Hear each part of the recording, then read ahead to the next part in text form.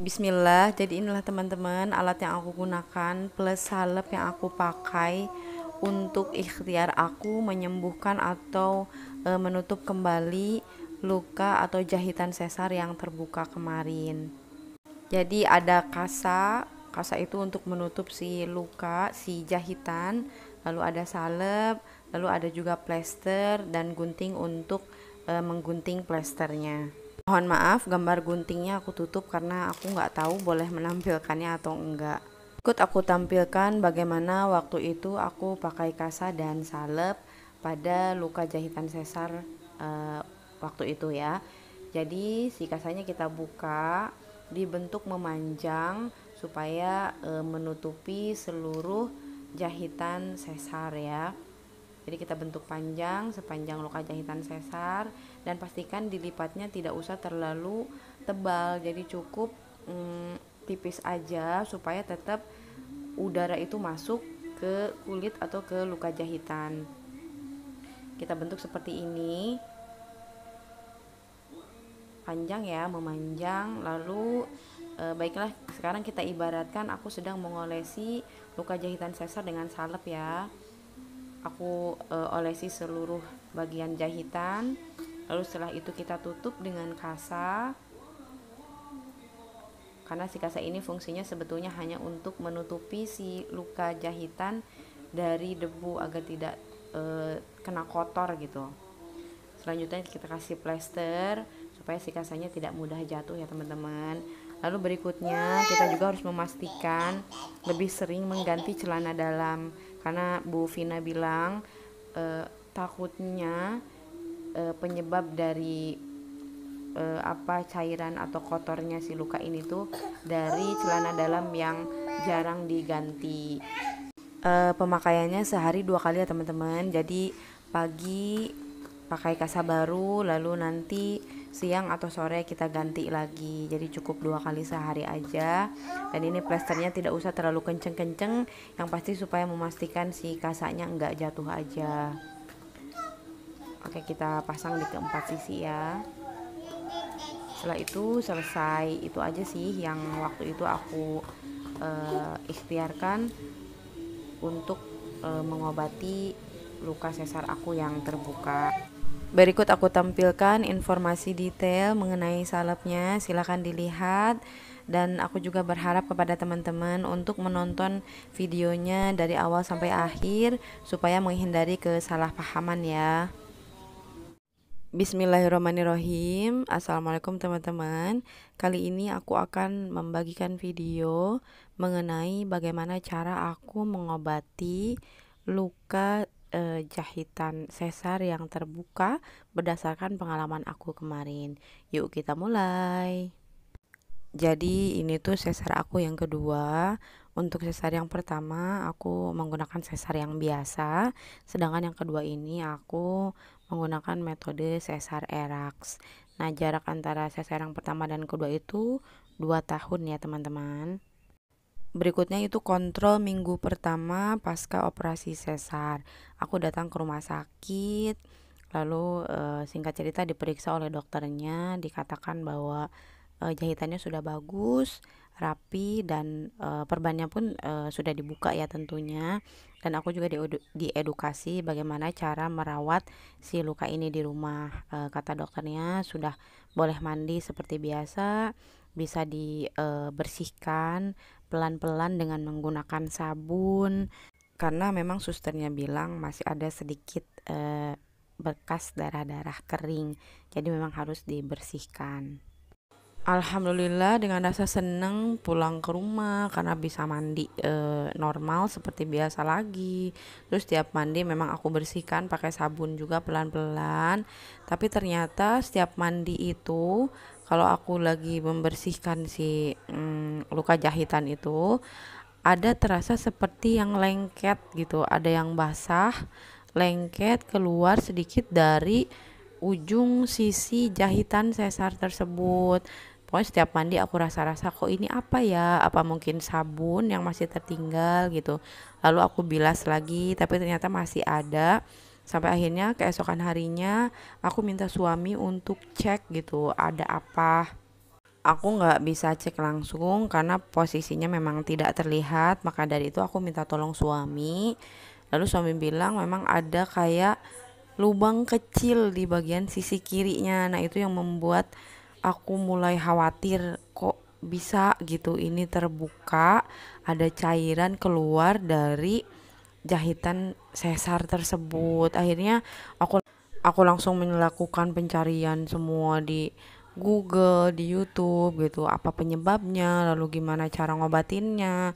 Sampai akhirnya aku nemu salah satu cara, yaitu dengan menggunakan madu gitu. Jadi ada salah satu YouTuber yang bilang pengobatannya itu bisa dengan menggunakan madu diolesi. Aku coba cara itu, tapi ternyata tidak berefek karena mungkin butuh waktu yang agak lama. Berikutnya aku minta suami untuk cek lagi naluriah ya, sebagai seorang perempuan aku minta cek ulang sama suami dan ternyata lubangnya itu bertambah. Akhirnya ada lubang juga di bagian tengahnya, di bagian tengah jahitan itu mungkin sekitar 1 sampai 2 senti. Si lukanya itu menganga, si jahitannya itu menganga, terbuka, dan itu makin bikin aku shock sampai ya nangis lah ya, sebagai seorang perempuan aku nangis karena memang ini kenapa gitu bisa terbuka, ini berbahaya apa enggak gitu. Sampai akhirnya aku tetap masih coba pakai madu tapi tidak membaik. Akhirnya aku memutuskan untuk pergi ke IGD. Singkat cerita aku nyampe di IGD, lalu karena kita mikirnya itu ini keadaan yang darurat ya, lalu akhirnya aku dipanggil lalu masuk ruangan bidan karena harus dicek terlebih dahulu. Saya itu dicek, mungkin bidan di sana juga konfirmasi ke salah satu dokter. Sampai akhirnya setelah dicek jadi dikategorikan tidak darurat ternyata teman-teman. Jadi mungkin ini masih dikategorikan hal yang biasa gitu, karena memang si luka aku itu tuh ada di salah satu sudut kiri, lalu ada di tengah yang menganga itu, lalu juga ada di sisi kanan. Kalau suami bilang sih memang ada di beberapa titik gitu. Lalu ternyata karena tidak dalam keadaan darurat, jadi akhirnya tidak di cover BPJS. Akhirnya di sana hanya dilakukan seperti dibersihkan, dipencet-pencet doang supaya si cairannya itu keluar, lalu diganti, lalu dipakaikan perban lagi. Nah dari situ dipakaikan perban lagi, jadi tidak boleh kena air dulu untuk sementara waktu sampai akhirnya nanti untuk kontrol berikutnya. Dan kenapa aku tidak dikategorikan sebagai yang darurat, karena aku tidak berbau gitu loh, jadi di lukanya itu nggak ada baunya. Nah ketika aku di IGD juga ternyata banyak juga yang datang dengan hal yang sama seperti aku. Jadi yang datang itu ada macam-macam, ada yang 1 bulan setelah operasi baru ada yang terbuka jahitannya, lalu ada juga yang datang itu memang sudah dalam keadaan bau gitu lukanya itu. Jadi itu katanya kalau sudah dalam keadaan bau itu bisa dikategorikan darurat, dan memang itu karena sudah terinfeksi, lukanya sudah infeksi. Nah kalau aku itu setelah 1 minggu operasi sesar baru ada luka yang terbuka. Satu sisi aku ngerasa bahwa oh iya ternyata kita tidak sendirian gitu, ada orang lain juga yang merasakan hal yang sama, satu nasib gitu. Jadi jangan terlalu takut gitu, kita nggak sendirian. Setelah ada peristiwa jahitan yang terbuka itu juga aku berikhtiar dengan minum minyak ikan gitu, dan dengan harapan bisa tertutup lagi si lubangnya itu. Lalu ketika di IGD si luka jahitannya itu dipencet-pencet, gimana rasanya? Ya tentu pasti ada sakitnya ya teman-teman, sakit lah ya, karena luka jahitan yang belum lama, belum sembuh, belum kering dalamnya, udah dipencet-pencet untuk ngeluarin cairan atau nanah yang ada di situ gitu. Pasti ada rasa sakitnya, tapi tidak seberapa sakit. Jadi kedorong rasa takut duluan aja gitu. Setelah selesai proses-proses di IGD, tebus obat, lalu akhirnya kita pulang. Oh ya, dan sebelum pulang kita memang disarankan untuk kontrol kembali, untuk nanti dicek kembali si jahitannya tersebut. Nah, dengan catatan kita harus minta surat rujukan dari Paskes 1. Otomatis kita harus ke puskesmas dulu supaya memang bisa di cover BPJS lagi. Menunggu waktu kontrol, aku melanjutkan minum obat yang diberikan dari rumah sakit. Lalu aku juga minum obat, minum minyak ikan ya, dengan harapan supaya lebih cepat sembuh, lebih cepat pulih lukanya, dan juga aku mengurangi kegiatan atau aktivitas ibu rumah tangga, karena banyak orang yang bilang jangan dulu banyak gerak, jangan dulu mengerjakan ini itu, karena itu bisa jadi karena melakukan hal-hal berat tadi gitu. Padahal walaupun misalkan memang yang aku rasa selama ini aku melakukan kegiatan ibu rumah tangga yang biasa aja gitu, nggak berat-berat. Tapi ya waktu itu memang aku mengurangi kegiatan itu dulu. Dan karena hal itu juga aku dan suami sampai memutuskan untuk tinggal di rumah orang tuaku dulu. Tibalah waktunya aku ke puskesmas, ke Vaskes 1 untuk minta rujukan. Singkat cerita aku dipanggil masuk ke ruangan KIA. Di sana aku ketemu, biidznillah aku ketemu seorang bidan namanya Ibu Vina. Dia tuh yang ngerubah mindset aku soal luka sesar atau jahitan sesar yang robek ini gitu.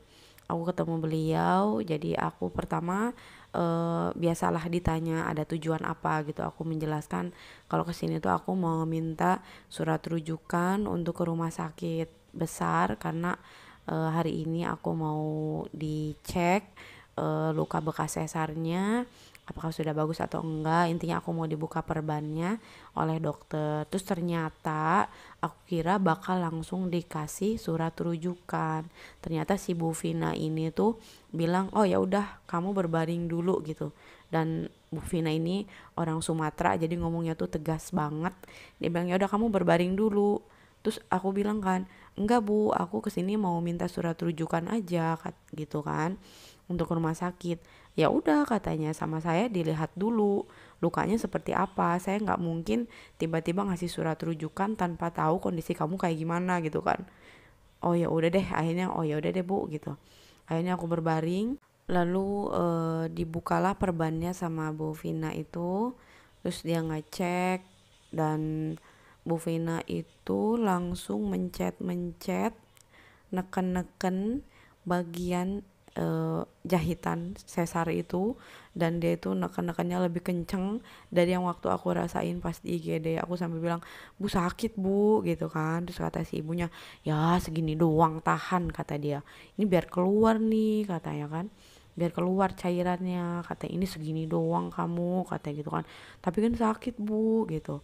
Terus kata si ibunya, enggak, tunggu sabar katanya, jangan jangan apa ya, kalau kata orang Sunda jangan jerenges gitu. Aku juga sedikit cerita sama si ibu kalau sebelumnya aku ke IGD dibersihkan, terus Bu Pina juga nanya akhirnya gimana, tapi masih seperti ini Bu kata dia. Ya udah kamu nanti nggak usah ke IGD aja, cukup di sini aja nanti aku yang obatin gitu kata si ibunya. Akhirnya setelah itu aku nanya lah, karena Bu Vina juga orangnya asik lah untuk diajak ngobrol. Aku nanya, Bu emang kalau misalkan luka jahitan sesar ini terbuka kayak gini karena eh, kecapean kerja ya Bu, kan angkat berat ya Bu gitu kan. Terus Bu Vinanya langsung bilang, halah kata siapa katanya, saya aja kayak kamu kayak gini tetap kerja biasa katanya gitu. Emang kamu angkat berat angkat suami kamu katanya, angkat berat kayak gimana kata gitu. Iya Bu aku bilang, soalnya banyak orang bilang kalau misalkan luka sesar kayak gini tuh penyebabnya karena kita kerjanya terlalu berat gitu kan. Terus akhirnya kata Bu Vina, enggak, bukan, ini enggak ada hubungannya, ini tuh apa, soal kehigienisan kata dia gitu kan, soal bersih atau enggaknya si luka ini kata si ibu gitu. Mungkin ketika pas operasi atau mungkin misalkan ketika apa kita kurang bersih gitu kondisi ketika merawatnya. Lalu aku bilang, jadi bukan ya Bu? Iya bukan, kata si ibu gitu. Lalu ibunya bilang juga, udah sekarang nggak usah takut, katanya ini hal yang biasa, katanya ini kamu nggak darurat, nggak parah, katanya gitu. Lalu Bu Vina minta salah satu petugas yang ada di puskesmas juga untuk mengambilkan salep gitu. Dia tuh cuma bilang, tolong ambilkan ya salep yang biasa, katanya. Oh salep yang ini bukan Bu? Ya terus akhirnya nih kata Bu Vina bilang sama aku, nih aku kasih kamu salep, katanya, nanti kamu praktekin di rumah ya. Jadi obatnya tuh langsung dikasih sama ibu tanpa aku harus nunggu di tempat obat gitu. Biasanya kan kalau di puskesmas kayak gitu kita harus naro uh, si kertas resep, lalu kita nunggu terus baru obatnya diambil. Nah alhamdulillahnya obatnya itu langsung, si salepnya itu langsung dikasih dari tangannya Bu Vina langsung, ini buat kamu gitu, kamu praktekin di rumah. Lalu Bu Vina bilang insya Allah 3 hari pemakaian lukanya akan tertutup kembali. Lalu aku juga nanya, gimana Bu kalau misalkan belum sembuh gitu. Lalu Bu Vina juga menegaskan lagi, bilang seharusnya sih sebelum obat ini habis juga lukanya insya Allah sudah kering gitu, sudah sembuh. Bereslah urusan di puskesmas. Aku juga berterima kasih banget sama Bu Vina, akhirnya pulang dengan pikiran yang lebih positif. Lalu mindset aku juga berubah banget soal luka atau jahitan sesar yang terbuka ini, jadi kayak lebih santai gitu. Dan aku juga senang banget kalau dengan pernyataan Bu Vina yang mengatakan bahwa ini tuh bukan soal kamu kerja berat atau kamu ngangkat berat atau kamu ngerjain pekerjaan rumah tangga gitu loh. Dan alhamdulillah bersyukur banget setelah 3 hari pemakaian 2 kali sehari pagi dan sore, luka sesar, jahitan sesar yang tadinya terbuka akhirnya tertutup kembali. Senang banget.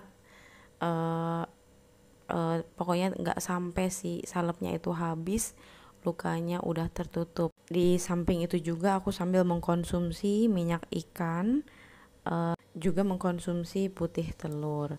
Dikarenakan jahitannya sudah tertutup, jadi aku nggak perlu ke puskesmas lagi. Baiklah teman-teman, itulah sharing pengalaman aku bagaimana cara mengobati luka jahitan sesar yang terbuka. Uh, Jika memang teman-teman di luar sana mau cobain pakai salep itu, aku menyarankan sebaiknya dikonsultasikan dulu atau ditanyakan dulu pada ahlinya gitu, pada tenaga medis ahlinya, karena mungkin akan takutnya berbeda kondisi. Baik, terima kasih, semoga video ini bermanfaat. Apabila ada yang salah mohon dimaafkan. Wassalamualaikum warahmatullahi wabarakatuh.